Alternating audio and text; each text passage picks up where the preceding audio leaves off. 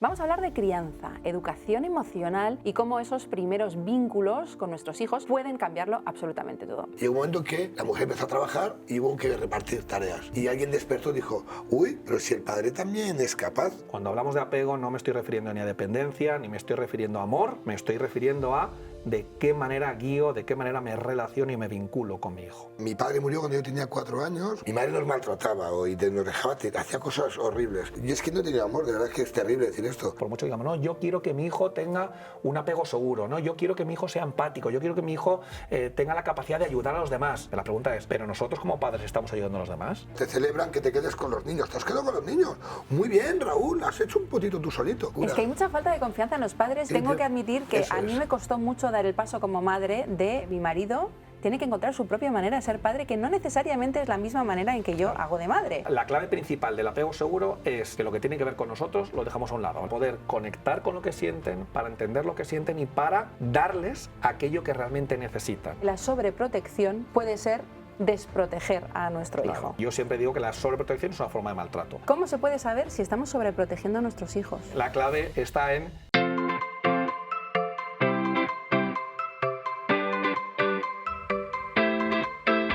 Bienvenidos una semana más a UPECA, con muchísimas ganas del programa de hoy porque vamos a hablar de crianza, educación emocional y cómo esos primeros vínculos con nuestros hijos pueden cambiarlo absolutamente todo. ¿Qué son los apegos? ¿Cómo afectan al desarrollo de nuestros niños? Y si hay diferencia entre apego con la mamá, con apego con el padre, porque seamos sinceros, todos nos hemos preguntado, incluso más de una vez al día, ¿lo estaré haciendo bien? Para eso tenemos a dos expertos de lujo. Rafa Guerrero, psicólogo especializado en gestión emocional, apegos, traumas y TDAH. ¿Lo digo bien? Perfectamente. Bueno, bienvenido. Muchas gracias, un placer estar aquí. Raúl Masana también está con nosotros. Él es cómico, padre de 2 niños y nos va a contar cómo ha vivido este viaje con humor y con muchas dudas, me imagino, como yo. Muchísimas. Hola, ¿qué tal? Bueno, empecemos por el plato fuerte, porque yo creo que ha habido un cambio generacional muy fuerte. ¿Qué tipo de padres tuvisteis vosotros dos? Wow, empezamos fuerte, Tania? Sí. Empezamos muy fuerte. Bueno, ¿empiezas? ¿Empiezo? Como quieras. Venga. Pues, a ver, yo tenía una madre que, bueno, pues con muy buena intención, con muchas ganas, pero claro, yo soy de la época de los 80 y luego también la infancia que tuvo mi madre, una infancia también muy dura, con muchos castigos, con mucho maltrato, con mucho sometimiento, ¿no? Entonces, una mamá que tenía muchas ganas de estar cerca de nosotros, de ayudarnos, de comprendernos, pero con muy pocos recursos emocionales. Y luego tenía un papá que se echaba de sol a sol trabajando para que pudiéramos ir a un buen colegio, para que pudiéramos viajar, para que pudiéramos tener la mejor educación. Un papá, bueno, también muy desconectado, con dificultades, ¿no? Con una infancia también muy traumática. Entonces, bueno, pues esa ha sido la infancia que yo he vivido, ¿no? Raúl. Pues mi infancia realmente creo que es más atípica. Mi padre murió cuando yo tenía 4 años, murió en la discoteca Alcalá 20, en un incendio que hubo muy famoso en Madrid. Murieron 81 personas. Y mi padre murió ahí cuando yo tenía 4 años. Y mi madre, justo en aquel momento, estaba empezando a tener un problema de alcohol y ya aquello le disparó. Entonces vivió con un alcoholismo extremo hasta que falleció, hace 3 años. Vivimos sin luz y sin agua, o sea, fue como horrible. Y era maltratadora, o sea, vengo de todo lo chungo, ¿sabes? Abusaba de nosotros, de hecho, somos ese tipo de hijos. Así que yo puedo contar muy poco, porque aparte tengo la mala suerte de no tener buen recuerdo, ¿sabes?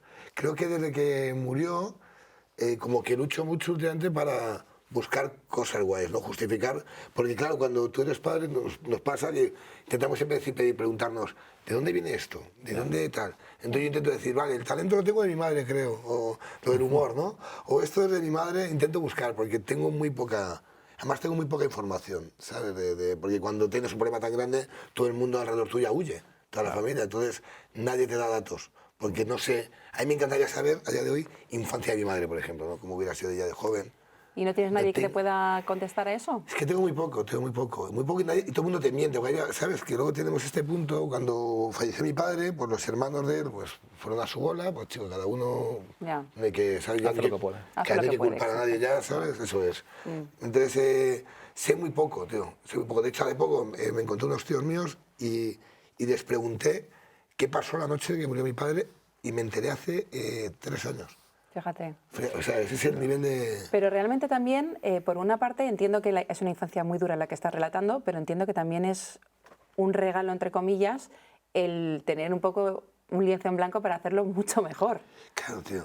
Sí, es bueno, yo pienso que es bueno y estoy de acuerdo contigo, pero también hay un punto que te faltan referencias, ¿sabes? Cuando yo sé, por ejemplo, siempre pongo el ejemplo de mi mujer, Bea, mi pareja, ella viene de una familia estructurada que flipas y es tan bonito, ¿no? Son 3 hermanos, se llevan todos bien y tienen una referencia. Pues si hay un drama en casa o pasa algo, tú dices, pues mi madre hubiera hecho esto.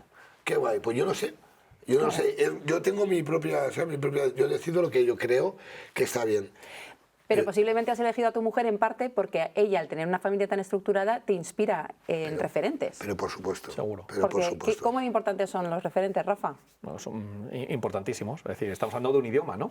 Podemos hablar de un idioma que es el croata, que es el inglés, que es el castellano, y ahora hablamos de idiomas que son vinculares e idiomas que son emocionales. Entonces, bueno, pues al final tenemos los recursos socioemocionales que tenemos gracias, en parte, a los referentes que hemos tenido. No solamente referentes son mamá y papá, que son los 2 principales, evidentemente, sino que referentes son los profesores que hemos tenido, nuestros abuelos, nuestras abuelas, tíos, adultos con los que hemos tenido una relación estrecha, que puede ser un entrenador de fútbol, que puede ser un profesor particular, ¿no?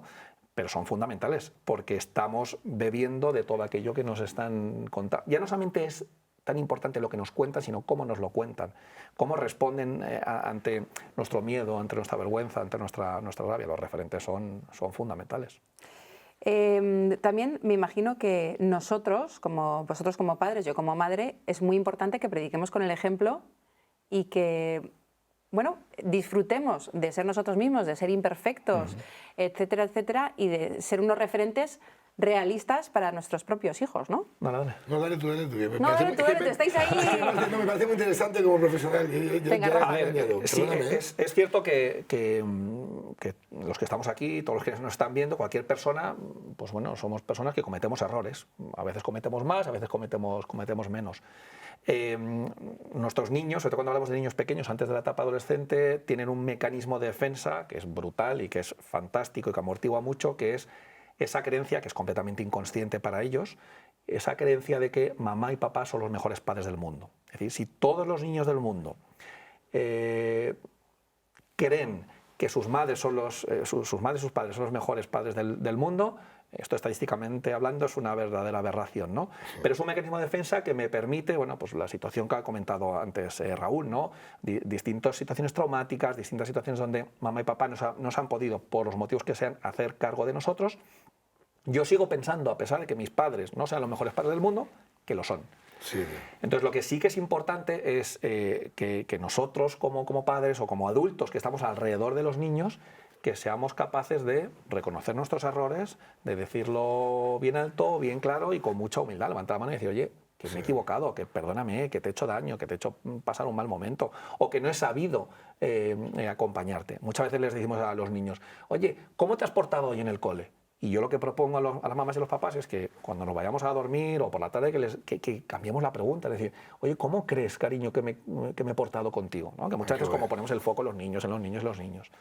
Entonces, pedir perdón a nuestros niños es síntoma de que somos conscientes, que somos vulnerables, que no somos todopoderosos. Y esto, aunque vaya en contra de lo que ellos piensan y sienten a pies juntillas desde que son muy chiquititos, porque tienen que creer que están en las mejores manos del mundo, aunque no sea así, bueno, pues es una bendición, ¿no? Entonces hay que pedir perdón y no pasa nada, no perdemos autoridad por ello. Y que debes ejemplar, ¿no? Me imagino. Claro, yo claro. No sé, es ejemplar para en casa ver que si tu referencia pide perdón cuando se equivoca, Claro.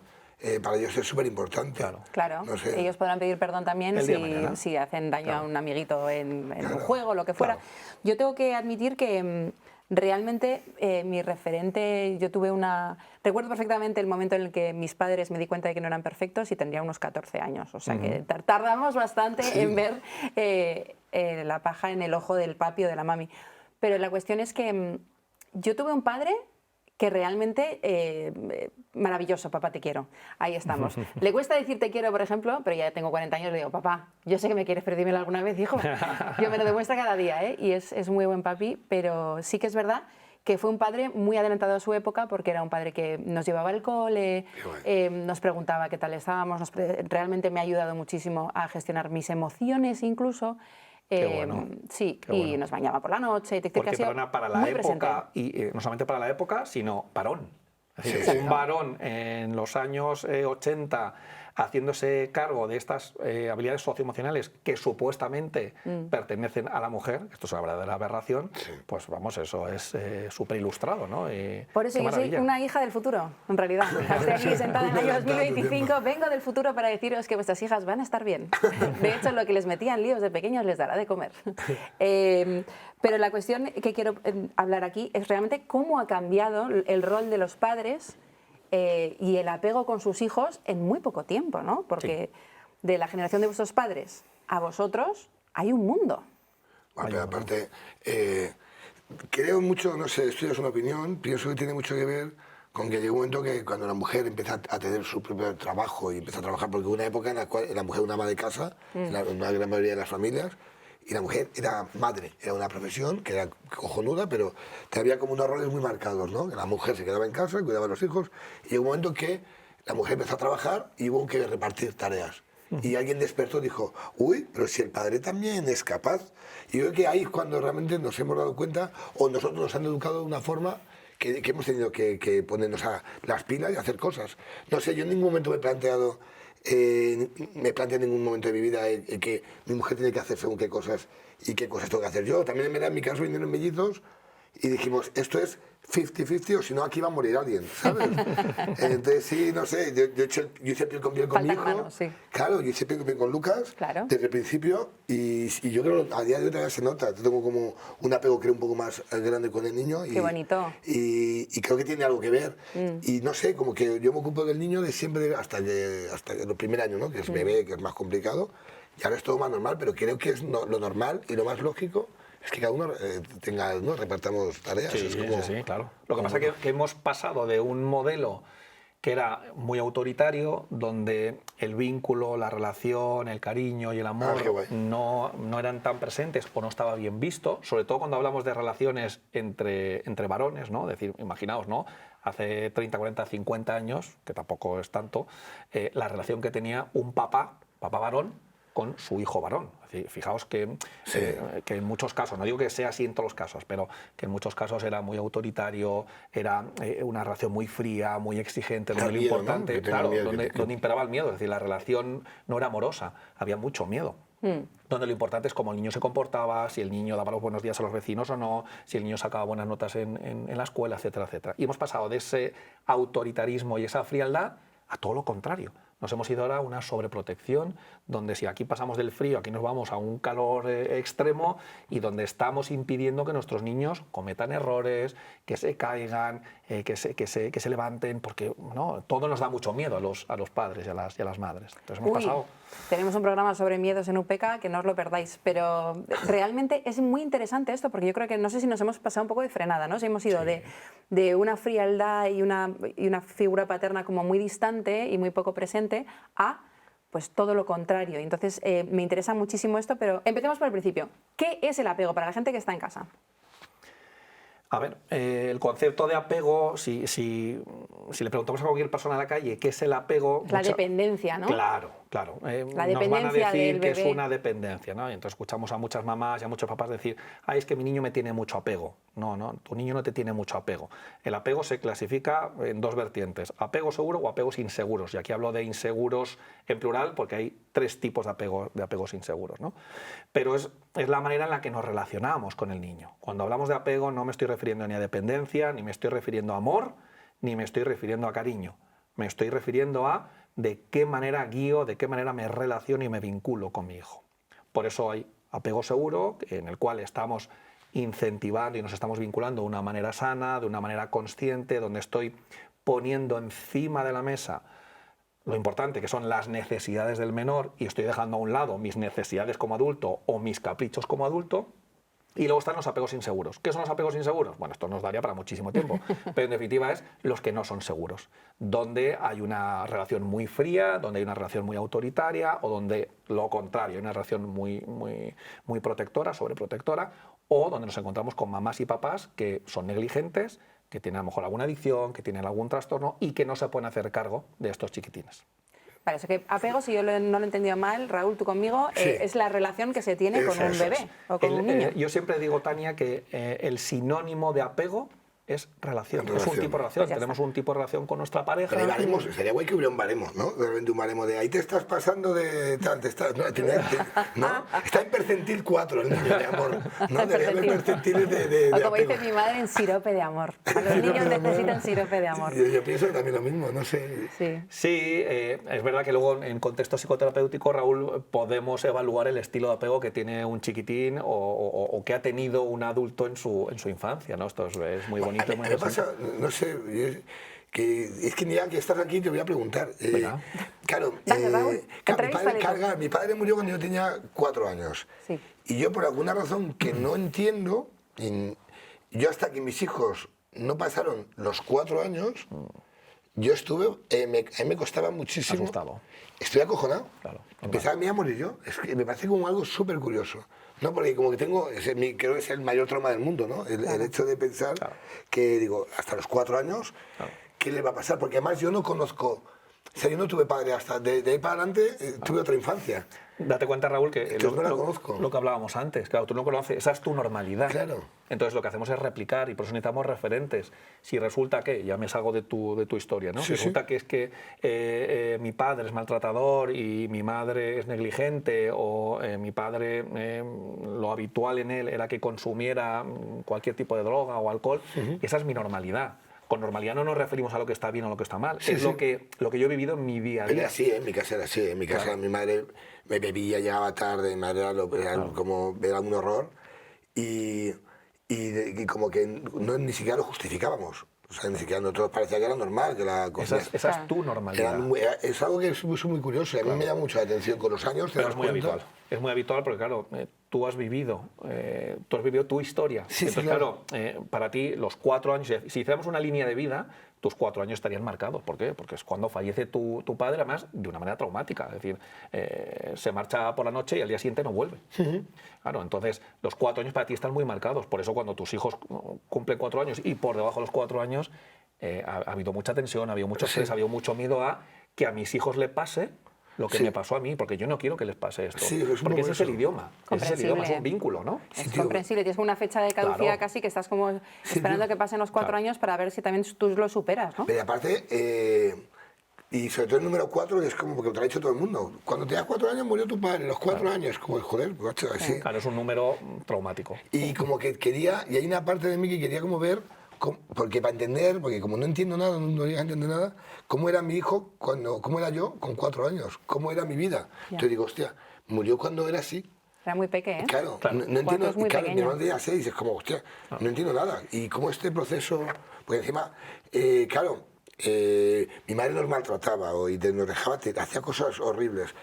Y hasta que, y claro, decía yo, tío, que mis hijos tienen 8 años ahora, ¿cómo coño puede hacer esto? Entonces intento todo el rato justificar a una persona, intentar entenderlo, e intentar entender cómo un niño es capaz de gestionar todo esto. ¿Sabes? No sé. Nosotros además que Muy tenemos hijos comprendidos más o menos en la misma edad, estamos ahí. lo hemos hablado antes en maquillaje, pero me gustaría saber, porque es que yo vi en un documental que los apegos, tal y como funcionan, es que obviamente el primer apego suele ser el primer amor de un bebé, suele ser su madre, Sí, lógicamente, claro. ¿no? Que te da de comer, que tenés ese piel con piel, pero que era importantísimo el rol de los padres, sobre todo a partir, este documental decía, a partir del año más o menos, que abren al niño un mundo de posibilidades más allá de la madre. Y esto es fantástico. ¿Esto es así? Claro, fíjate, Tania, qué interesante y qué curioso, entre comillas, porque no es nada curioso, es decir, todo esto para el desarrollo evolutivo y para el cerebro está más que maquinado, ¿no? Desde hace millones y millones de años. Pero fijaos qué ocurre al año. Al año ya hay una separación física entre el chiquitín y su mamá. Es decir, ya empiezo a gatear, ya empiezo a moverme de una manera autónoma. Porque en ese momento aparece la figura del papá, ¿no? Como una figura secundaria o complementaria a la mamá. Porque Está claro que el apego principal es en la mamá y la razón yo siempre digo que se llama 9 meses. Es decir, es así de sencillo, ¿no? Desde luego que el cerebro de la mamá, a diferencia del cerebro del papá, tiene unas conexiones y tiene una predisposición para el vínculo y para la gestión emocional muy diferente al del papá, ¿no?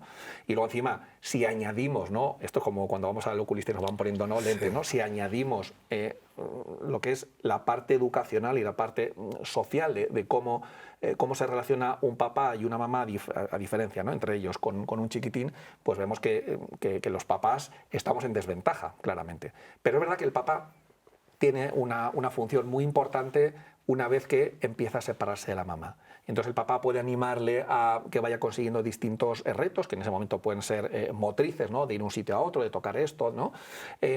Y en cuanto el chiquitín siente miedo, ¿qué es lo que hace? Gira la cabeza y mira a su mamá, que es su figura de protección.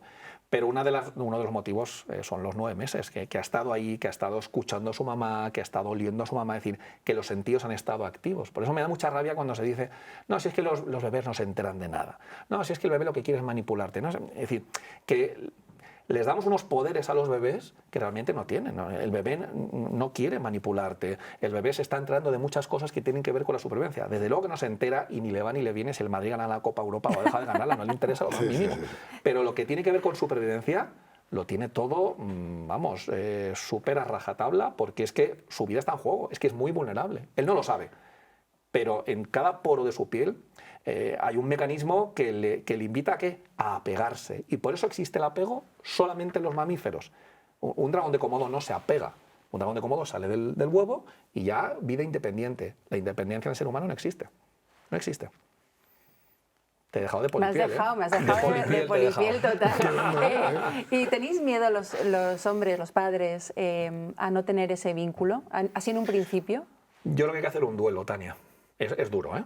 Es duro. Porque, bueno, pues no ser el primero o no ser elegido el primero es duro.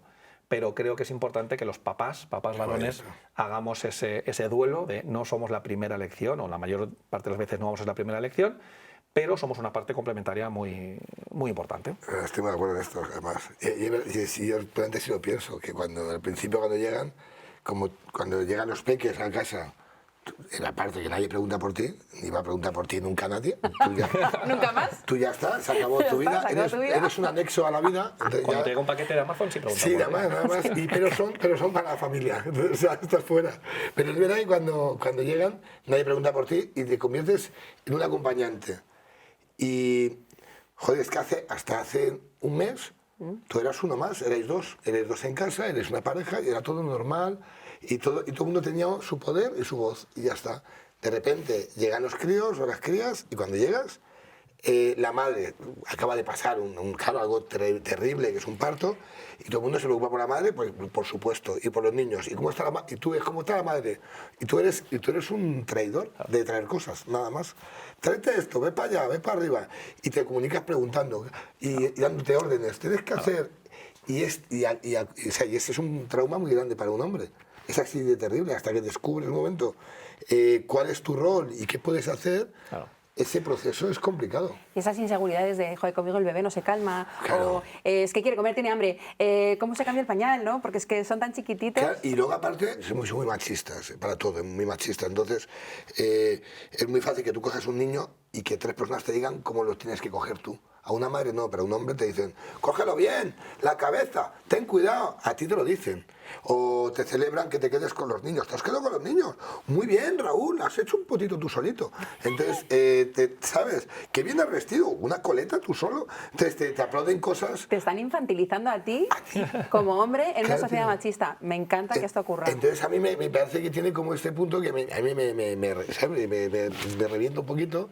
Y hay un momento que aceptas, ya de repente, que ya estás en ¿no? Que ya... De hecho, tengo un vídeo tuyo que me ha hecho mucha gracia, que va sobre los micromaltratos micromadrismo. Si no sabéis lo que es, Raúl Masana os va a ilustrar. Ay, qué bueno. Micromadrismo. Son estos actos que dan por hecho que el padre hace las cosas peor solo por el hecho de ser hombre. Que la niña va vestida regular, ¿te ha visto tu padre? Micromadrismo. Que la niña va con la coleta mal, ¿te ha visto tu padre? Micromadrismo. La gente me pregunta, ¿cambias tú el pañal en casa? Hombre, eso es micromadrismo. Bueno, si te lo tengo que cambiar a ti, a lo mejor no. Tengo un carro gemelar y yo todos los días subo siempre las escaleras. Nadie me ayuda, nunca, por el mero hecho de ser padre. Mis hijos han aprendido a colocarse el cuello el uno al otro antes que aprender a andar. Mis hijos tienen primero de infantil y segundo de osteópata. O sea, es terrible. ¿Sabéis cuándo se notan más los micromadrismos? Cuando te quedas solo con los niños. Me partí la pierna hace 2 años, vinieron 2 amigos a verme. Yo me quedo solo con los niños en Semana Santa y todo el mundo te pregunta cosas como, ¿están los niños bien? ¿Te hace falta algo? Es verdad. Pero es verdad esto, ¿eh? Tú te quedas solo con los niños, primero eres un valiente. ¿Te quedas tú solo? Como, o te llaman, ¿te hace falta algo? ¿Quieres que me lo lleve un rato? Te dicen, ¿quieres que me lo lleve un rato para que estés tú tranquilo? Coño, que me quedo con los niños, que vivo con ellos, que son mis hijos, ¿sabes? Que viven en mi casa. ¿Podríamos tratar a las madres como a los padres, por favor? ¿Quieres que me quede con ellos? Sí, por favor. Claro, tío. Eso, claro, a la madre eso os pasa al principio. Oye, ¿quieres descansar? Pero luego, tú te vas, es que además te dicen, Bea se va al seno hace poco más, a Italia con unas amigas, me voy a Italia. Muy guay, y es como, ¿qué vas a hacer tú? Pues coño, pues yo quedarme en mi casa con mis hijos. Y ya está. Si es que tampoco hay que darle más vueltas. Bueno, madre mía, ¿cómo estarás, de Rodríguez ahí con los niños? ¡Qué locura! Es que hay mucha falta de confianza en los padres y tengo que admitir que a mí me costó mucho dar el paso como madre de confiar en que mi marido tiene que encontrar su propia manera de ser padre, que no necesariamente es la misma manera en que yo hago de madre. O sea, si tú quieres vestirle como a ti te apetezca, está bien. Tengo que dar un paso atrás y decir, déjale que tenga su propia relación con sus hijos, que son suyos. Y que aparte, si te das cuenta en casa, los niños como que lo normalizan, en plan de, me voy de viaje y te quedas con papá, de los niños. Vale, lo único que saben mis hijos es que a lo mejor pedimos comida, porque me gusta a mí la jarana, me gusta hacer cosas que en casa, pues no porque no cocino, yo cocino, en casa cocino igual, pero me gusta pedir cosas con el niño, me gusta, pues soy este señor. Y dormir con ellos. Y dormir con Yo cuando ellos. Se va mi marido de viaje es como, venga chicos, todos a dormir con mamá. Claro. Y bueno, les encanta, ¿no? Claro. Lucas, sobre todo, Lucas se viene, papá, ¿puedo dormir? Vente a la cama. Vamos a hacer piel con piel. Claro, hacer piel con piel todavía, claro que no tiene esta movida. ¿Qué diferencias hay entre el apego con la madre y el apego con el padre, chicos? Bueno, como decíamos antes, Tania, ese vínculo que establecen durante el embarazo pues hace que haya una conexión mucho más natural y mucho más directa, ¿no?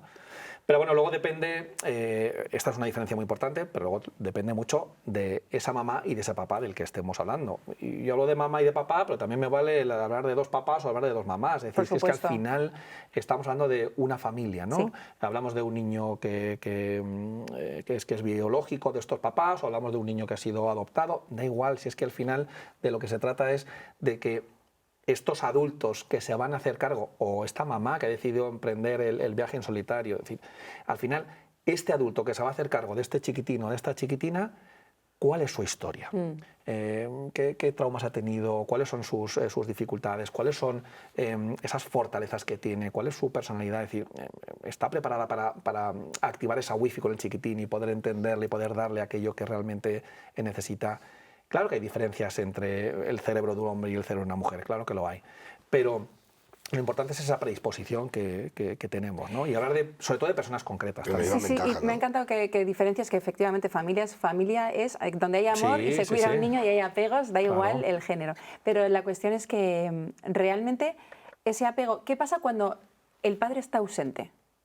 Cuando no hay un apego y solo tienes, por ejemplo, a tu madre o solo tienes a tu padre. Eso es un mensaje para los chiquitines. Es decir, si resulta que yo tengo un padre que está presente pero está desconectado emocionalmente, o directamente un padre que no viene a casa, que no pasa por casa, que la regularidad no es que yo esté con él, el mensaje, que es muy inconsciente pero que es muy doloroso, es: tú no eres importante. Pero eso sería el momento, es un programa que pregunte, pero dale. Sobre todo porque ahora venimos, que venimos de la salud mental y venimos siempre trabajamos mucho de dónde venimos y tal, todo el mundo se habla mucho de la figura del padre ausente, pero se descubre con 30 años. Es que me he dado cuenta que Vale. Mi padre ausente, ya, pero con No, 12 años tú eres consciente de esto. No, no eres consciente. Por eso yo siempre digo que los chiquitines tienen muchos mecanismos y hay un desarrollo evolutivo que esto funciona de la misma manera que ahora nosotros nos tomamos unas pizzas y el sistema digestivo empieza a funcionar sin que yo le diga, ay, chicos, pero no un segundito, que es que no activa mi sistema digestivo. Sí, ¿no? sí, Así que funciona de manera inconsciente, automática, sin que nadie le dé ninguna lección. Entonces, tú te enteras, Raúl, a los 30 años y suerte, porque hay gente que se muere sin haber sido consciente de cuáles han sido las circunstancias que han incidido para que tenga este tipo de personalidad, para que tenga estos miedos, para que tenga estas fortalezas, ¿no? Pero al final de lo que se trata es de poder ser consciente de que en tu infancia han sucedido cosas, que algunas han sido buenas, que algunas han sido malas, algunas las puedes nombrar y otras ni siquiera las puedes nombrar, y que eso condiciona tu vida. También hay una parte, creo, también de vivir deprisa, ¿no? Que es una cosa que nos pasa mucho ahora a todos los padres y madres, que vivimos muy deprisa porque vamos como vamos. La vida va deprisa. Así. Sí. Y como también tenemos porque claro, tengo mucha conciencia también, creo, ¿no? Tenemos conciencia de paternidad. Creo que no la había antes. Creo que antes, cuando teníamos, nuestros padres tenían 20 años, tenían hijos con 20 años, que todavía eran niños, no habían madurado todavía, y de repente les daban un niño. Y sabían que había que trabajar mucho para estar ahí y tal. Y no tenían casi conciencia. Esto es mi opinión, que no lo sé, a lo mejor se va por ahí. Pero ahora hay como muchísima conciencia. Estamos concienciados con dar una buena educación, con la salud mental de nuestros hijos para un futuro.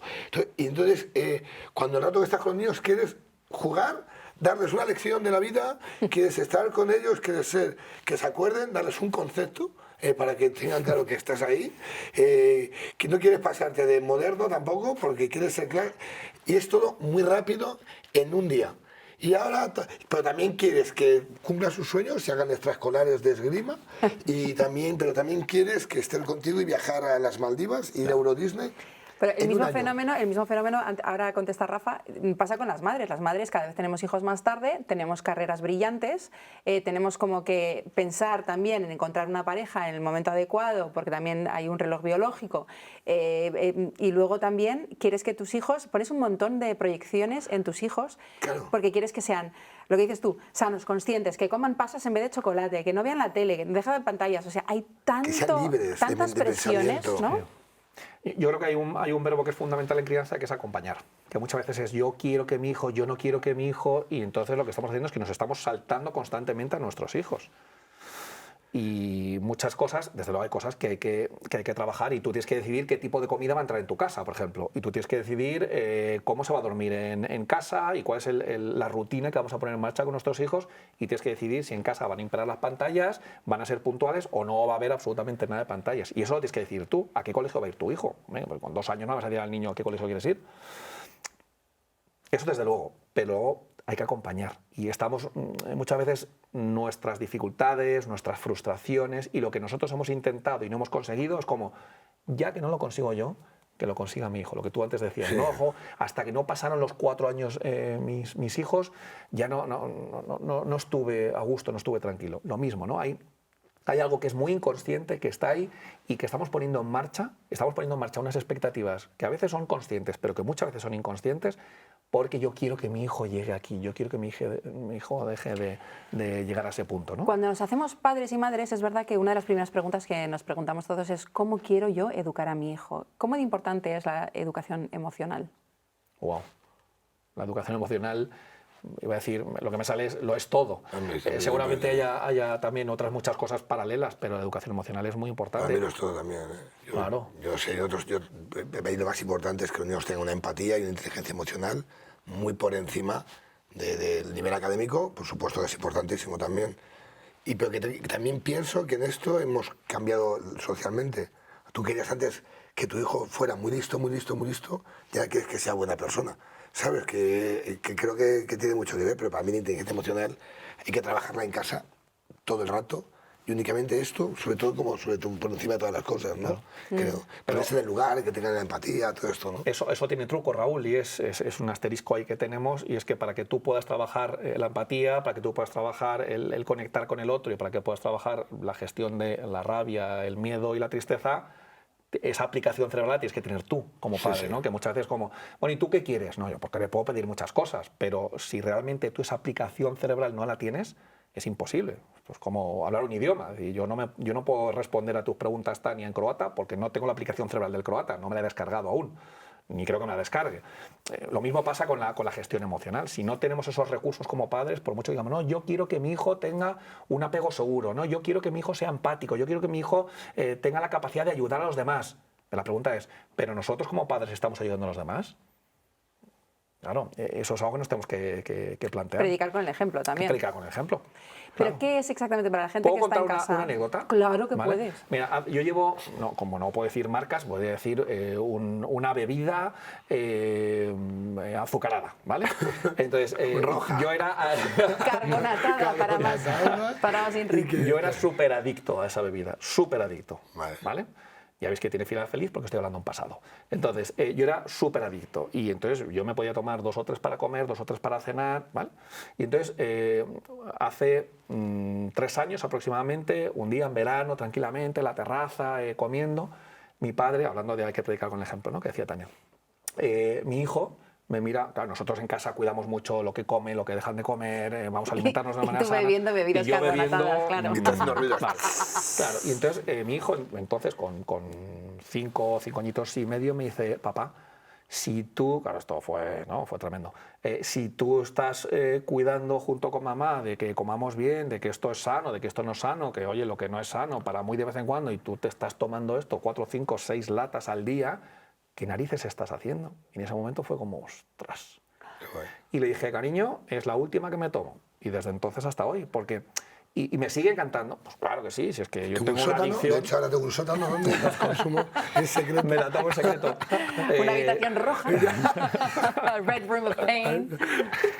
Y bueno, consiste en eso, ¿no? En decir, es verdad, pues cuánta razón tiene. Pues, Pero tengo más conciencia, ¿no? Como padre Claro. ahora. Yo sé, yo he dejado de fumar cuando fui padre, dejé de beber en casa cuando fui padre, intenté hacer, de hecho, dejar de tomar chocolates y tal mierdas por delante de no, los niños. yo no, eso no. Sí, pero yo dejé de tomar, yo viajaba con Kinder y con cosas de estas, con huevos, con regalos.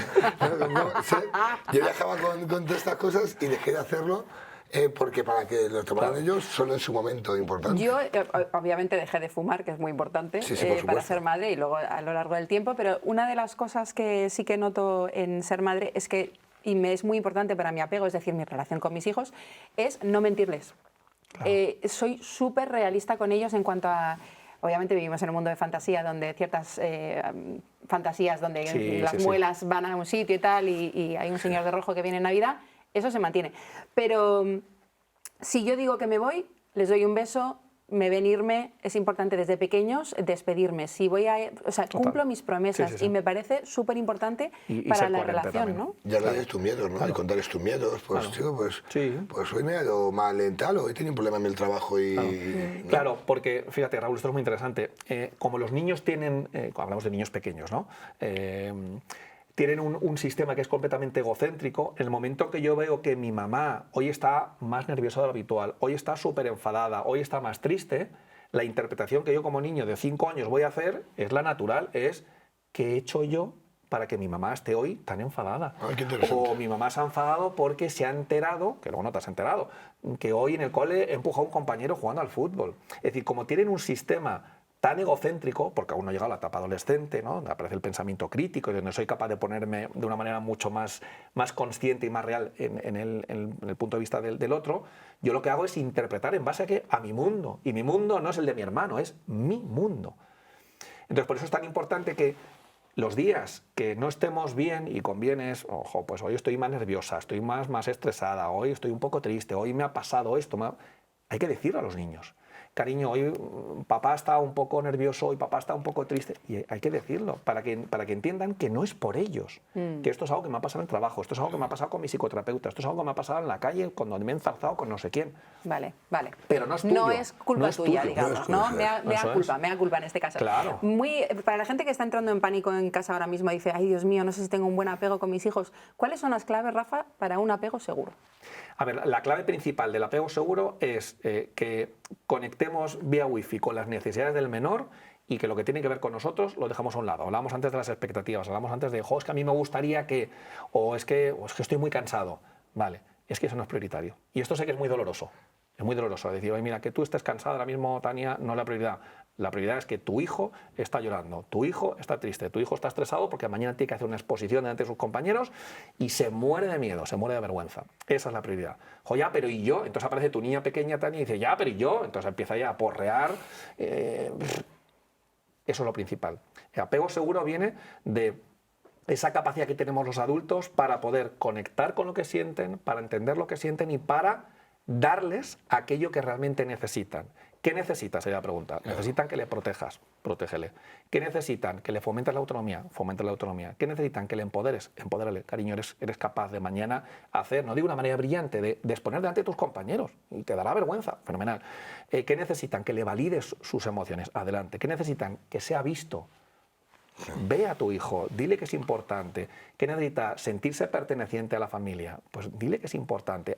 No solamente es decirlo, es también actuarlo. Yo digo, ay, cariño, es que eres importantísimo. Y cada vez que organizo un viaje, jamás cuento con mi hijo, lo dices, pero pero no lo estás actuando. Entonces eso es lo que ocurre en el apego seguro, donde yo te estoy aportando esa seguridad, esa tranquilidad, porque en el momento en que tú estés delante de tus compis, sabes que tu madre, que tu padre están contigo. Aunque no estén físicamente, los tienes introyectados. ¿Tiene fases el apego seguro? A ver, cuando hablamos de apego seguro, esto no es que tenga fases, es que tiene una manera en la cual nos vinculamos y nos relacionamos de manera constante. Yo siempre digo que en el apego es como si fuera la liga. ¿Quién gana la liga? El equipo que lo ha hecho mejor o el equipo que lo ha hecho menos mal. Y al final de todo eso vemos si estamos desarrollando un apego seguro o un apego inseguro. Hace poco hablaba con mi madre y le decía, bueno, el día que tengan ya 18 y tal y se independicen, pues yo ya no me acuerdo qué dije, pero algo como de que ya me desentiendo. Y me acuerdo que se rió, hablando un poco de lo que dices ahora, como diciendo, pero ¿tú qué te crees? ¿Que ser madre o ser padre tiene fecha de caducidad? No, cariño, tú toda la vida vas a estar preocupada por tus hijos, aunque sean padres y abuelos, ¿no? Me interesa mucho que, mira, esta mañana no me ha dado tiempo a meterlo porque esta mañana estaba leyendo un artículo sobre, en La Voz de Galicia, Eva Milet dice algo así como, y esto estabais hablando antes del apego, un poco el sobreapego, ¿no? La crianza con apego no te hace mejor madre, es otra forma de hipermaternidad. Y viene a hablar del lactivismo con L delante y todas esas mujeres que, como decía antes, pues necesitamos pues, criar a base de... El premio es una pasa, no vaya a ser que se pase de azúcar, dormimos con ellos, hacemos colecho, ese es otro melón, colecho sí o no. Conmigo se han metido por dar la teta, luego se metieron con el biberón, luego el método Stibil, que luego no, el método Stibil no vale. Tienes que, por favor, pongamos un poquito de orden. Ya, tío. Difícil. ¿Qué hacemos con el apego? Ese apego es casi tóxico, ¿no? A ver, el problema, una vez más, Tania, es cómo estamos utilizando el concepto de apego. Yo cuando escucho a colegas que lo que dicen, colegas o no colegas, ¿no? Cualquier periodista o alguien que dice crianza con apego, y yo digo, ¿existe la crianza sin apego? O sea, decir crianza con apego es como decir vivir con oxígeno, es lo mismo. Entonces la pregunta es, ¿se puede vivir sin oxígeno? ¿No? Claro, porque como seres humanos que somos, como mamíferos que somos, no existe la posibilidad de que no haya relación, porque en el momento en que un chiquitín no tiene relación con alguien, muere. Entonces, crianza con apego. Yo siempre he dicho, no sé muy bien a qué se refieren con crianza con apego. Entiendo que, no sé, habrá una manera como sana, como segura de decir vamos a criar o vamos a educar siendo conscientes, siendo consecuentes y entendiendo que el menor está en el centro de todo. Vale, fenomenal, te lo compro. Pero es que no hay una manera de criar sin apego. Eso por un lado. Y luego, desde luego, hay una variedad muy grande cuando hablamos de cómo acompañar a los niños, cómo a la hora de dormir, si hay que adiestrarlos o no hay que adiestrarlos, el método Me interesa Stibil, este melón muchísimo porque de verdad ha sido muy criticada. Yo hice en mi casa, somos ingleses, o sea, mi madre nos ha educado a la inglesa y todo el mundo, además somos niños que pesan mucho, o sea, mi hermano pesó 5 kilos al nacer, somos niños muy pesados, ¿no? Tenemos un hueso grande, que se dice. Hueso ancho. Hueso ancho. Y entonces me acuerdo que yo a mi hijo Pepe le dormía en brazos, pero llega un momento que ese niño ya no puedes más. Entonces me dijo mi madre, pues haz lo que hemos hecho todas y bueno, pues ponle a dormir y poco a poco vas entrando y cada vez alejas más el momento en el que entras en la habitación, cada vez llora menos y es verdad que aprenden cómo a autogestionarse y dormirse solos. Y acabó aprendiendo, tardó, no sé si fueron 2 días. pero en las siestas y lo subí a redes. Rubia que soy, lo subí a redes intentando ayudar a las demás y bueno, me cayó una ola de hate encima que no os quiero contar, porque ahora no se lleva eso. Pero yo tengo que admitir que a mí me salvó la espalda. Pero también es verdad que acaba si quieres, No, entonces rompamos mitos sobre la crianza. ¿Realmente es mejor que aprendan a gestionarse en el sueño o no? Para desarrollar un apego seguro en un chiquitín, lo importante es atender sus necesidades. Si hay un chiquitín que puede tener 2 meses, 6 meses, 1 año, 3 años, que está llorando, creo que todos entendemos que lo importante es atender ese llanto. Y siempre pongo el mismo ejemplo. Yo ahora mismo tengo mi móvil en modo avión. Si una vez que acabe la grabación y salgo de aquí me encuentro con 3 llamadas perdidas de mi padre, de mi mujer o de mi madre, llamo. ¿Por qué? A nadie se le ocurre decir, no, hombre, no, es que te está llamando la atención tu padre, lo único que quiere es un poquito de atención. Evidentemente quiere un poquito de atención. Entonces, menores de 3 años, y esto es una regla matemática, menores de 3 años que lloran, que gritan, que se enrabietan, lo que te están diciendo es, yo siento miedo, yo siento rabia, yo siento vergüenza, yo siento tristeza y no tengo ningún mecanismo, no tengo ninguna aplicación cerebral que me ayude a autorregularme. ¿Por qué? Porque tengo 3 años. Por definición, y podemos hablar de esto incluso años después, con 4, con 5 años, los niños no pueden autorregularse. Esto es una cuestión cerebral, no es una cuestión que lo diga yo, esto lo dice la neurociencia y el desarrollo cerebral. Por lo tanto, un menor, digo un menor y ahora voy a decir y un mayor, que esté llorando, vamos a ayudarle. Antes de venir aquí, llego a ver a mis pacientes y me encuentro a un hombre mayor que se ha caído por escaleras y que estaba sangrando. A nadie se le ocurre decir, ay, voy a extinguir la respuesta porque lo único que quiere es llamarme atención. Evidentemente quiere llamar tu atención, no queriendo, pero por si tu amigo se ha caído y necesita ayuda, ¿no? Es lógico, cuando lo pones así parece como súper obvio. Sí, claro, claro. Claro, es que me dejaba la espalda. ¿Cuál es el problema? Pero si no pasa nada. Es decir, que podemos atender a nuestros niños en brazos o no en brazos. Es decir, si lo importante es que ese mensaje que nos están lanzando mediante el llanto, mediante la incomodidad, porque se están moviendo mucho, mediante los gritos, como sea, ¿no? Es la única manera que ellos tienen de poder transmitirnos cómo se sienten y qué necesitan. Pero también creo que yo pienso que también estás tomando medidas de convivencia, que tú al final necesitas también, igual que como figura su figura de madre, también necesitas también decir, no puedo estar todo el día el niño en brazos, tengo que seguir viviendo. Si el niño está tumbado y conseguimos que el niño, lo regulamos todo, el termostato de la vida. Pero por eso mismo, Raúl, que yo no estoy en disposición de decir cómo lo hizo Tania.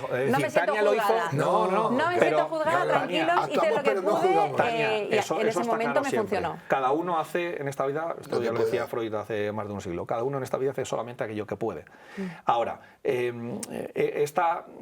lo importante es, esto que yo no pude hacer, que me criticaban por redes sociales, ¿había una manera de compensarlo? Es decir, que no es lo mismo, que no te estoy preguntando, es decir, que tenemos que ver de qué manera podemos atender, y se pueden atender de muchas maneras los llantos de los niños. Sí. Yo puedo atender el llanto del niño diciendo, pues como me estás montando el pollo aquí en el supermercado, cojo y me marcho para extinguir tu respuesta. Bueno, eso no es respetuoso. Vale. Eso no es atender de una manera consciente y respetuosa a nuestros hijos. Eso es maltrato. Es decir, el dejar tirado a un niño llorando porque no hay que ni siquiera mirarles, porque si no le estás reforzando, eso es maltrato. Eso es maltrato a la infancia. Claro. Bueno, me siento muy bien porque realmente yo no he maltratado en ningún momento a mis hijos. No me siento juzgada, no te preocupes. Es verdad que cada caso es un mundo y cada uno hace lo que puede. Claro, ahora abro otro melón. ¿Colecho, sí o no? Raúl, tú tenías 2 a la vez. Nosotros hicimos, a los 6 meses les llevamos a su habitación, a los 2. Muy pronto, lo hicimos muy pronto. Nos fuimos en los 6 primeros meses. De hecho, teníamos una cuna, uno en cada lado, y yo me ocupaba del niño, o sea, había ocupado de la niña y yo me ocupaba del niño. Entonces, cada uno hizo su vida, nosotros nos cruzamos por el salón, ¿qué tal, niño? Pues te duermo, pues ahí vamos. Primero yo, pues, convivíamos en un compañeros de piso. Compañeros de piso, cada uno con sus niños. El salón era en el parque. ¿Qué tal, cómo estás? Hoy vamos a juntarlos. Pero a los 6 meses ya decidimos que ellos intentaran. De hecho, María no duerme con nosotros nunca. Lucas de vez en cuando viene a dormir con nosotros, pero ¿sabes? De vez en cuando, pero solo muy poquito. Y María no quiere que le toque a otro humano que no sea ella misma. Es una pasada, ¿eh? Pero desde muy pequeños, ¿eh? Desde muy pequeños, pero porque eran dos. Yo insisto que nosotros eran dos. Entonces, dos bebés, si empiezas a meter los niños en la cama, con todo, tienes que comprar una cama, tienes que hacer un colchón en el suelo, ¿sabes? Creo que en nuestro caso fue distinto, ¿eh? Y yo creo, o sea, yo respeto mucho que la gente haga colecho y a mí me parece hasta, no sé, a mí a mi punto me da hasta envidia gente que lo ha hecho hasta más adelante porque mola tener esto. A ver, yo creo que más que lo que hiciéramos nosotros o no, que eso da igual, yo creo que aquí lo importante es respetar. Es decir, colecho sí, por supuesto, si tú estás de acuerdo, y colecho no, por supuesto, si tú consideras que hay otra opción mejor, ¿no? Creo que aquí, en este punto, hace falta bueno, pues, ser respetuosos, que cada uno con sus variables, con sus circunstancias, con sus miedos y con sus fortalezas, hace, una vez más, lo que buenamente pueda. Y lo que yo haga en mi casa es respetable, lo que Raúl haga en su casa es respetable, porque todos lo hacemos de la mejor manera posible. Y por nuestros niños, que me ha encantado. El apego bueno es niño primero. Sí. Eso pues no hay percentil tampoco de edad. Yo necesito saber percentiles de la vida. Tenías que escribir un libro ya que sean percentiles de cosas de la vida. ¿Escríbelo tú? ¿Sabes qué pasa? Es que no tengo estos conocimientos. Ni lo he escrito ni lo voy a escribir, Ya, porque claro, es que... No, porque, y te digo por qué. Porque es que eso no existe. Es que eso no existe. Es decir, ¿a qué edad se supone, cambio de tema, ¿a qué edad se supone que un niño debería estudiar solo? No lo sé. ¿A qué edad se supone que si decidimos hacer... Es que depende del niño, depende de muchos factores, ¿no? Por de eso, contexto. Tania, cuando yo doy una conferencia y llega el momento de preguntas, es el momento para mí más incómodo, pero no por nada, o sea, no por mí, sino porque sé que la expectativa que tiene la persona que levanta la mano y me hace una pregunta diciendo, oye, mira, Rafa, me gusta un montón el trabajo que haces, pero mira, yo tengo un niño que tiene 3 años, tiene unas rabietas terroríficas y entonces no sé qué es lo que puedo hacer. Y claro, yo le digo, pero ¿de verdad quieres que te responda sinceramente? Me dice, sí, por favor. Digo, mira, no tengo ni idea. Pero te digo con todo el cariño del mundo, es que no conozco tu historia. O sea, no te conozco a ti, no conozco al chiquitín, no conozco qué es lo que pasa, ¿no? Es decir, que es muy difícil establecer un percentil y establecer... Es que la duda de los padres siempre es ¿a qué edad? Es una de las grandes dudas. Bueno, pero es que esto hay que reducirlo todo mucho. Claro, sí, ¿no? pero ¿A cuántos meses, cuántas lunas, cuántas semanas? Es que porque las madres hablamos muchas veces en semanas. Mi hijo tiene ya 1542 semanas. Pero lo que realmente me interesa, y ya vamos terminando, es... he leído en esta misma entrevista que la sobreprotección puede ser desproteger a nuestro hijo. Las madres helicóptero, los padres helicóptero, que siempre están encima. Cuidado con eso, no te caigas, tal...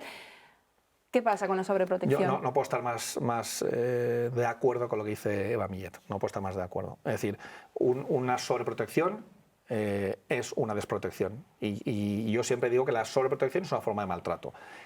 Y los papás sobreprotectores, las mamás sobreprotectoras, son súper implicadas, súper motivadas, leen libros, van a conferencias, están súper metidos en esa parte cognitiva de la que antes hablaba Raúl, ¿no? Que quieren destrezas, que quieren habilidades, que quieren tablas, ¿no? Y están súper implicados. Ahora, no consiste tanto en tener conocimientos, que por supuesto hay que tenerlos, sino en tener esos recursos, esas aplicaciones cerebrales que hablábamos antes de tipo vincular y relacional y capacidad para poder regularnos emocionalmente. Entonces, para mí, la sobreprotección es una forma de maltrato, porque en el momento en que yo hago más de lo que debería hacer, pero guiado por mis miedos, por mis traumas, por mis limitaciones y por que me estoy ahogando, ya no tienes en el centro, Tania, al chiquitín. Porque si tu hijo es capaz de reptar, porque si tu hijo es capaz de cortar el filetito, porque si tu hijo es capaz de hacer una exposición solo delante de sus compañeros, déjale. Y si está cerca, déjale. Y si pasa miedo, ahí estás tú para acompañarle. Es decir, no pasa nada porque cometan errores, decíamos antes, no pasa nada porque nosotros los adultos cometamos errores. Pues no pasa nada porque ellos cometan errores delante de sus entrenadores, que somos nosotros. Ahora, si yo, por mi miedo, por mis traumas, por mi infancia, porque yo no quiero que sufra mi niño, y porque el miedo me domina, voy y le hago o le impido hacer el acontecimiento X, lo que estoy haciendo es que le estoy lanzando un mensaje que es tú no eres capaz. Y el tú no eres capaz es meterlo, ¿no? Las madres helicópteros, el niño burbuja, es decir, es un niño que no le estamos permitiendo que se enfrente a el estrés, el miedo, la rabia, y los niños tienen que experimentar esas emociones y esas situaciones, pero siempre acompañados de mamá y de papá. Pero que de hecho, si un niño hace todo el rato y que hacemos haciendo lo que nos dicen nuestros padres todo el rato, va contra natura, me quiero referir que no. Si tú sigues las normas, un niño está para que haga su vida. Tú no puedes, si tú a tu hijo le dices, no hagas esto, dedícate a hacer esto, haga otra cosa, haz esto, al final, y te hace caso, si te hicieran caso todos los niños y lo que van creciendo en tu vida, estaría contra natura, ¿no? Sería todo como muy... Sería Corea. Lo que me gustaría mucho saber también, para la gente que está en casa viéndonos, ¿cómo se puede saber si estamos sobreprotegiendo a nuestros hijos? ¿Hay alguna manera de saberlo? Sí, sí. La clave, una vez más, está en saber si lo que tú estás haciendo, esta acción que llevas a cabo, no digo puntualmente, porque todos podemos sobreproteger un momento concreto a nuestros hijos, o podemos ser hasta incluso negligentes con nuestros hijos, 1, 2, 3, 10 veces, ¿vale? Si lo habitual es que tú tengas en cuenta tus miedos, que digas, ¡ah!, que se te mete aquí como un nudo en el estómago, que dices, ay, es que tengo que, ay, que va a sufrir, ay, que se va a caer, ay, que le ha pasado. Si eso es lo habitual, o lo habitual es que tú pongas en el centro al chiquitín. Claro, para esto hace falta mucha conciencia. Yo tengo que ser consciente de si el reto que le propongo a mi hijo o que mi hijo quiere asumir está capacitado, ¿no? Yo recuerdo hace muchos años cuando mi hijo era pequeño, pues la típica sandía esta que era gigante, no sé qué, que la traemos del mercadillo, no sé qué, entonces está, papá, y digo, sí, ya está. Entonces la sandía está en el suelo, yo sabía perfectamente que no la iba a poder levantar porque pesaba una barbaridad, y entonces cuando él vio, y no pudo con ella, papá, no puedo, yo dije, todavía. ¿No? El poder del todavía que dice Carlos Dweck. No puedes todavía porque aún no tienes suficientes músculos, suficiente fuerza como para levantar una sandía. Ya vendrá el momento en que seas capaz. Es que sangre, qué bonito, ¿eh? Todavía no, hijo. Hace 2 años. Me parece como muy guay esto, ¿eh? Claro, porque sabemos que van a llegar, pero ahora mismo no pueden. Entonces no es que seas torpe, no es que seas incapaz, es que ahora mismo no puedes. Hoy no se da la circunstancia para que puedas conseguir este reto, pero es permitirles. Entonces el niño tiene que estar en el centro siempre, siempre. Si el niño está en el centro, yo no estoy sobreprotegiendo. En el momento que yo sobreprotejo es porque la wifi entre el adulto y el menor se ha cortado, ya no hay conectividad. Entonces lo importante soy yo, lo importante es mi miedo, tú, ¿no? mis frustraciones. Claro, cuando yo decido por mis propios miedos y no por la situación del niño, entonces ahí tenemos un problema. Fíjate lo que te decía hace un momento, que tú, por ejemplo, el niño quiere hacer tenis. Vas a apuntar al niño a tenis, porque lo importante es el niño. Ya no quiere hacer tenis, papá, ahora quiere hacer hípica. Claro que sí, hijo. Ahora vas a hacer hípica. Y también me gustaría viajar. Y vamos a viajar.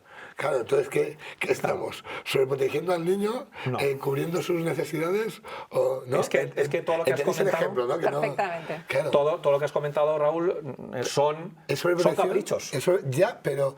O también, o que el niño también viva las experiencias, ¿no? Que muchas veces tenemos el miedo a que viva las experiencias que tú has tenido, porque tú no tuviste eso, esa oportunidad de que vivimos en este punto que ahora podemos permitirnos a algún padre que tu hijo pueda... Ahora es mucho más fácil que tu hijo se pueda apuntar a 700 cosas y hablo a lo material, estoy un poco a lo material, ¿vale? Pero también el niño quiere vivir... Aquí estoy hablando de lo vincular y de lo emocional. Claro. Que son cosas diferentes. Sí, son cosas diferentes. Raúl, ¿a ti te ha pasado que te has sentido que sobreproteges a tus hijos o en algún momento has decidido no que vuelen?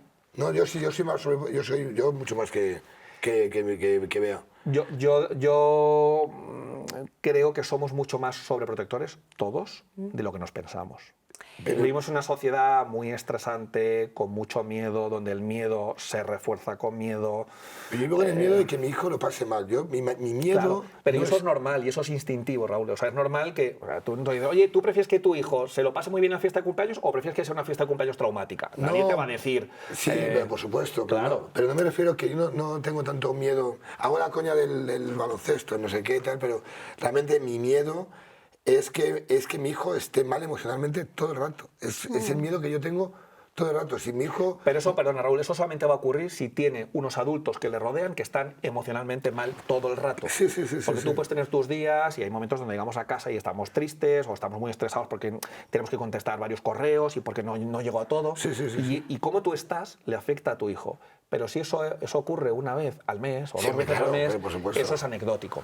Pero si siempre llegas así, y desgraciadamente hay chiquitines que tienen mamás, papás o profesores o adultos significativos que están siempre desregulados emocionalmente, esa es la manera de relacionarse. Déjame en paz, que es que ahora tengo que trabajar. Sí, no, pero a mí me preocupa, por ejemplo, Yo lo que quiero es que desde el cole pues, tenga una relación sana con sus amigos. O en el fútbol, cuando juega, tenga una relación sana con su grupo. ¿Pero por qué te preocupa tanto que esté bien? Pero porque creo que en el futuro, cuando somos adultos, no sé, yo te hablo de mi experiencia personal, ¿no? Yo no tuve suerte. No puedes hablar de otra, claro. Claro, entonces yo he descubierto que lo importante que son sentirte bien y valorado por tus amigos, valorado por tus vínculos, por tus círculos, y eso, porque te da fortaleza. Para mí es tan importante eso, y me he dado cuenta que no sé, esto es mi experiencia igual, yo vengo del fracaso escolar, vengo del maltrato, vengo de todo lo turbio y jodido que es la vida, y la parte negativa, porque me ha tocado, no porque ya está, la vida es así. Entonces, me he dado cuenta que a mí lo que me ha venido bien ha sido la gente con la que me he rodeado, desde muy pequeño, y sentirme empoderado y valorado en la vida, desde muy pequeño. Y en los sitios donde yo me sentí valorado como niño pequeño, y la gente me ha señalado o me ha marcado traumas, es donde yo no he querido estar. Ya, claro. Y nadie lo ha controlado, porque no tuve la suerte que nadie lo tuvo controlado, no tuve la suerte que nadie te protegiera. Que nadie me protegiera. Entonces, mi único objetivo en la vida es que mis hijos se sientan valorados y empoderados en su círculo personal, ya siendo familia, ya siendo amigos, ya sea practicando lo que sea, ¿sabes? Me parece muy lógico y muy importante que se sientan validados, porque ahí van a encontrar muchísima como valoración personal y que estén orgullosos de sí mismos. Y empoderarte te hace crecer, creo. Viniendo tú de donde vienes, con lo que has explicado, con tu infancia, ¿cómo de importante es tu familia? Es súper importante, pero es súper importante. Mira, hay una cosa, cuando vienes del trauma, y esto lo sabrás tú bien, yo nunca entendí la familia, nunca la entendí, pues nunca la acabé de entender, porque yo recuerdo cuando yo tenía una pareja, cuando siempre he tenido pareja, mi pareja de ahora, pues vamos a ver a mis padres, yo no entendía, ¿por qué no vas a ver a tu país el domingo? Pues yo nunca he querido ver a mis tíos, ni a mis padres, y yo no lo he entendido así. Y es terrible ver cómo tú creces sin familia y no valoras lo importante de la familia nunca. Para mí la Nochebuena no era importante, para mí la Navidad nunca ha sido importante, hasta que fui padre, hasta hace 8 años. Y ahí fue cuando dices, hostia, cómo mola esto. Y te cuesta, al principio te cuesta seguir entendiendo, pero de repente te das cuenta de lo importante que es tener padres. Para tus hijos lo importante que eres tú. Lo importante que es que mis hijos tengan un vínculo con sus primos, que tengan un vínculo con sus tíos. Y es algo que ha trabajado mucho Bea, mi mujer, porque ella tiene como estos valores inculcados normales y corrientes de la familia.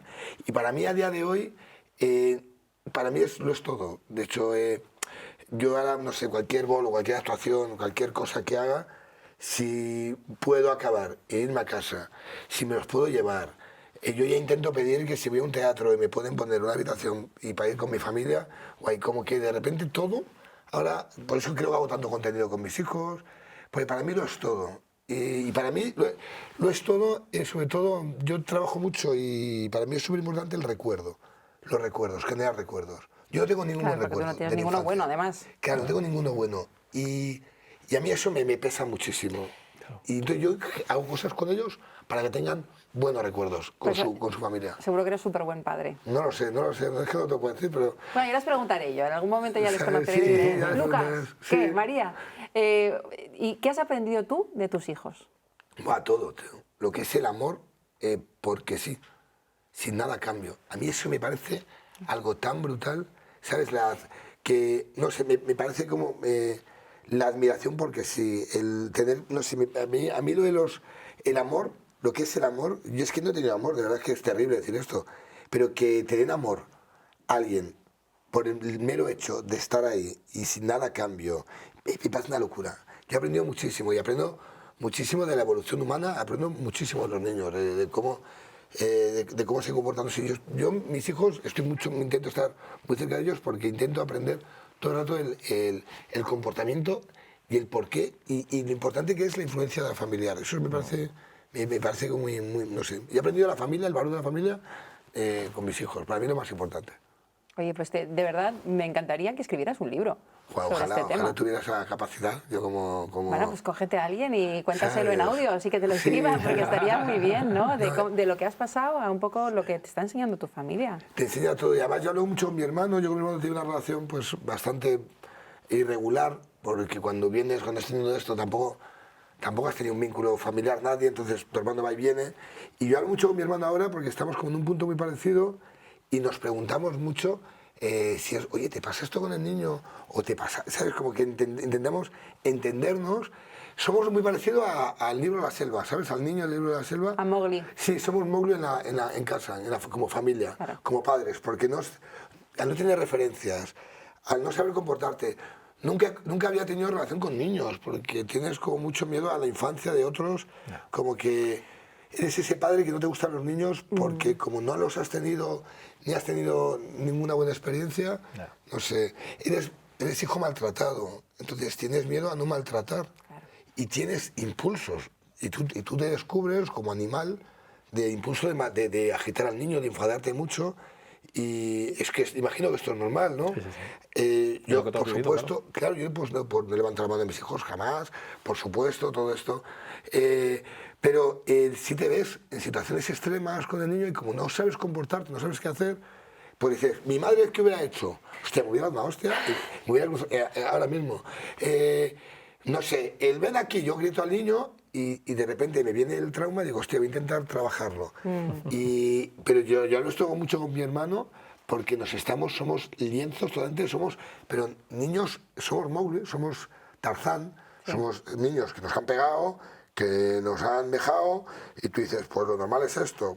Entonces te viene ahí un punto instintivo que te pide hacer eso y que trabajas en hacerlo. Claro, me gustaría que Rafa diera su punto de vista. Realmente, escuchando el caso de Raúl, claro, una persona que realmente no sabe lo que es un núcleo familiar, digamos, sano, Claro. Lleno de amor, ¿cómo le puede afectar a la hora de ser padre? Hombre, ayuda bastante, ¿no? La infancia que tenemos, en el momento en que nos convertimos en padres y en madres, hay un recuerdo tanto implícito como explícito de nuestra infancia, ¿no? Y hay también un proceso de comparación, ¿no? Con nuestros padres, con nuestras madres, cómo lo estamos haciendo ahora, qué estamos haciendo mejor, qué estamos haciendo peor. Esto que hacía mi padre, que a mí me gustaba mucho, lo quiero continuar con mis hijos. Esto que me hacía mi madre, que no me gustaba nada, no lo quiero, ¿no? Y entonces como que somos más conscientes y como tendemos a tenerlo mucho más en cuenta. Pero bueno, la verdad que todo lo que ha comentado Raúl, ¿no? Que se ha abierto mucho en esta entrevista para contarlo, al final pues la infancia que vivimos cada uno de nosotros pues la tenemos muy presentes y él lo decía de una manera muy bonita, es que esta es mi normalidad, yo no he vivido el amor, entonces en el momento en el que alguien te trata con cariño, con respeto y con amor dices, ostras, Sí, pero ¿qué está miedo, pasando? el miedo que tienes cuando tú de repente eres padre y no has tenido nada, y nada más que has tenido maltrato, y nada más que has tenido todo lo negativo, y cuando te enfrentas a eso, o sea, puede influir a un niño tranquilamente al momento. Claro, porque tú tienes tus heridas. Hablamos de traumas físicos, pero también hablamos de traumas psíquicos. Entonces, bueno, pues eso son unas limitaciones, unas lagunas, tú dices, una ausencia de recuerdos. Bueno, pues a mí se me ocurren muchas preguntas que hacerte, ¿no? Pero cuando tu papi falleció, ¿cómo te enteraste? ¿Cómo te lo dijeron? ¿Cómo fue? O sea, porque si ya un niño de 4 años de por sí es vulnerable, en el momento que hay un impacto emocional es mucho más vulnerable. Es tan terrible que yo ni siquiera tengo un recuerdo, tengo el recuerdo de toda la nube que hubo alrededor, porque encima fue un incendio que fue a nivel social en España, fue como que cambió toda la sociedad y toda la movida. Sí recuerdo más el ruido que había alrededor, por la casa, que venía gente, venía prensa, venía no sé qué. Tengo más esa nube que aceptar que mi padre había fallecido. Yo jamás... Mira, no he llorado ni la muerte de mi padre, porque era muy pequeño, ni lloré la muerte, que es algo terrible y que me jode mucho. Yo no lloré la muerte de mi madre, porque fue todo tan duro que cuando se fue, ya está. Es terrible, me hubiera encantado llorarlo, porque creo que incluso como alivio, Sí. si hubiera sido duro, ¿no? Como ya está. Es que ni siquiera, entonces tengo como, soy un tío súper llorón, ¿eh? Soy alguien muy llorón, soy muy, se me ve, soy muy bastante, ¿no? Soy muy emocional. Y no lloré todo esto. Entonces, no sé, no tengo un recuerdo. Recuerdo ser el señalado, como el niño que murió su padre, y todo el mundo te lo recuerda, y el señalado, y encima. Más por eso, y la justificación de que mi madre bebía.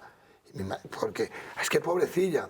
No, señores, que nos pegó unas palizas, me ha partido una costilla, pero pobrecilla. Entonces, me parecía algo muy terrible el hecho de que todo el mundo justificar a mi madre como una persona enferma, pero nadie nos ayudara. Ay, qué pobrecilla. Ay, mírala, pero coño, ayúdame a mí, ¿sabes? Vivíamos... O sea, o sea, yo como cuento cosas, no sé si está, parece bien, pero yo vivíamos, mi madre tenía medio Diógenes también, ¿no? Entonces en casa vivíamos sin luz, sin agua, con todo lo que es a nivel sanitario, lo que es esa casa llena de mierda, y los vecinos denunciaron para que viniera Sanidad y nos limpiaran la casa para que los vecinos siguieran viviendo. Me quiero decir que es que luego somos una sociedad tan egoísta y había 2 niños y a nosotros nos embargaron la casa los vecinos. O sea, mi madre daba tantos problemas a los vecinos y las liaba tan gordas y tal, que los vecinos, como no pagaba la comunidad, denunciaron a mi madre por no pagar la comunidad y nos echaron de la casa a 2 niños, tío, para que los vecinos estuvieran tranquilos. Y nosotros nos fuimos, una familia desahuciada con 12 años, hostia, sin tener de dormir, porque los vecinos estuvieran tranquilos, para que la mujer no se cociera. Pobre mujer, ¿no? Claro, es que, pero para que veáis cómo ha cambiado, esto fue en los 90, que tampoco hace tanto. ¿No? Pero, ¿sabes? Bastante bien, ¿sabes? Estamos. Entonces yo el miedo que he tenido siempre es mi hermano, por ejemplo, su única obsesión es ahorrar y que vaya todo bien y tiene más miedo, por ejemplo, al dinero y a nivel a tener una estabilidad económica y la mía es emocional. Yo creo que mis hijos estén bien emocionalmente, es mi único reto. Cada uno tiene su trauma y se lo trabaja a su manera. El mío ¿no? se ha quedado en esto, en el trauma. Pero tu hermano también ha tenido familia. Mi hermano tiene familia, es un padre de la hostia y... Sí, Qué bien que os tengáis el uno al otro porque también eso ayuda un poco a regular, ¿no? Esto es normal, esto no es normal. Claro, tío, nos hablamos mucho entre nosotros. Qué bonito. Y en cómo nos comportamos nosotros, tío, como tarzanes de esto, claro, ¿sabes? como Mowgli. Como Mowgli, Oye, sí, gracias por abrirte de esta manera y contarnos Bueno, esto tío, tan duro que... Gracias por invitarme. Yo No. yo no tengo ningún tipo de problema. Creo que de hecho hay que hablarlo y creo que estoy trabajado más... He trabajado yo casi verbalizando, creo que hay que verbalizar todo, porque luego te juzgan menos de lo que tú te crees, ¿sabes? Creo que ayudar más que ser juzgado. Aquí creo, Raúl, que da igual el resto. Aquí lo importante eres tú y creo que nadie tiene ningún derecho a juzgarte por... Sí, pero por vivimos con el miedo al juicio Sí, siempre. pero tú, el niño en el centro, y el niño en este caso eres tú. Pero claro, tú. Ahora quien ha hablado mucho es el Raúl chiquitito de 4 años, con sus miedos, con esa falta de cariño. Hay una idea que a mí me gusta mucho y es que el duelo aparece en nuestras vidas como la otra cara de la moneda del apego, ¿no? Es decir, que vivimos un duelo porque se ha muerto alguien que es importante para nosotros gracias a que hemos estado vinculados o hemos estado apegados a esa persona. Si yo no estuviera apegado a esa persona, no va a haber un duelo, no va a haber una tristeza. Entonces es el precio que pagamos. El vivir una situación de duelo, el estar tristes, el estar apagados, porque fíjate, hemos perdido algo importante, se ha muerto alguien que es importante y significativo para nosotros. Eso es consecuencia de que hubo un cariño, de que hubo un amor. Cuando tú hablabas de tu mamá y dices, es que a mí no me salía, no pude ni siquiera llorar.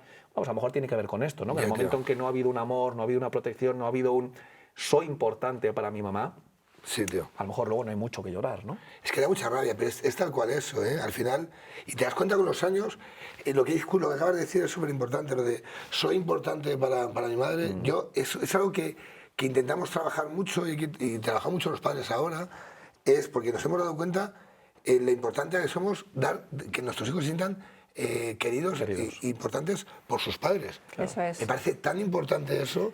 Chicos, ¿sabes? Muchísimas gracias porque de verdad habéis puesto un lacito precioso sobre este final, muy emocional, muy emotivo y sobre todo, pues eso, voy a tener que hacer otro UPK sobre el luto y la falta de apego, porque hemos hablado mucho del apego, pero la falta de apego. Gracias a los dos, Rafa, Raúl, por abriros, por toda la sabiduría que ha habido aquí. Creo que todas y todos nos vamos como más tranquilos sabiendo lo que es el apego, que no deja de ser una relación con nuestros hijos, lo más segura posible, lo más realista posible y sobre todo con los niños en el centro. Eso es lo más importante, que no les sobreprotejamos.